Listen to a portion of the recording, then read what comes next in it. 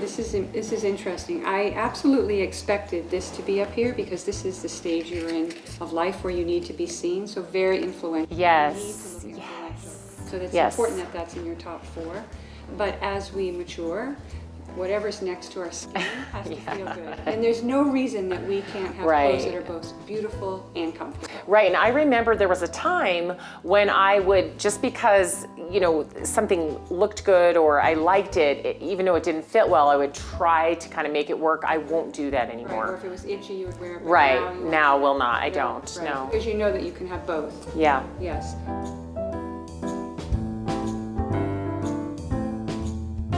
No matter what it is you want to do next, it's more than just wanting to do that. It's leveling up to do it.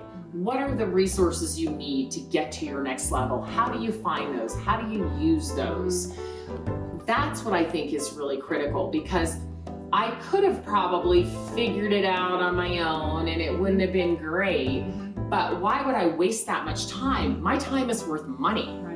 I could just be cutting through to quickly getting the help that I need and not suffering through it. And sometimes I think we're penny wise and pound foolish.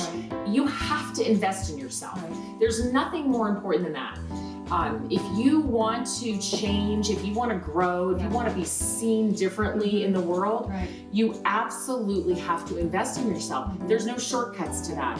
And you can do it faster by paying someone who already knows how to do it and getting that help versus muddling through it and maybe messing it up and spending more money than you would have spent.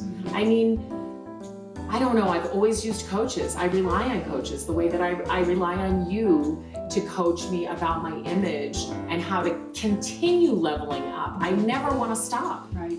I help companies increase sales, specifically companies with a business-to-business sale. And so I am with a lot of CEOs, and the business-to-business world of sales is full of men as well. And in that world, you know, I have to have a certain image, right? So I was changing what I do to be on stage more versus just training in smaller groups. And then the host of the sales conference that I've been doing for the past 6 years, Gerhard, he's a very tall, slender, well-built man who wears lovely, very expensive suits with beautiful shirts and ties.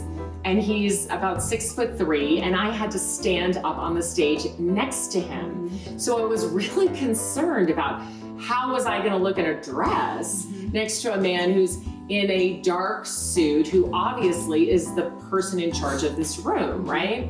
And in fact, as the host, he wasn't the person in charge of this room. He was introducing me as the person in charge of the room.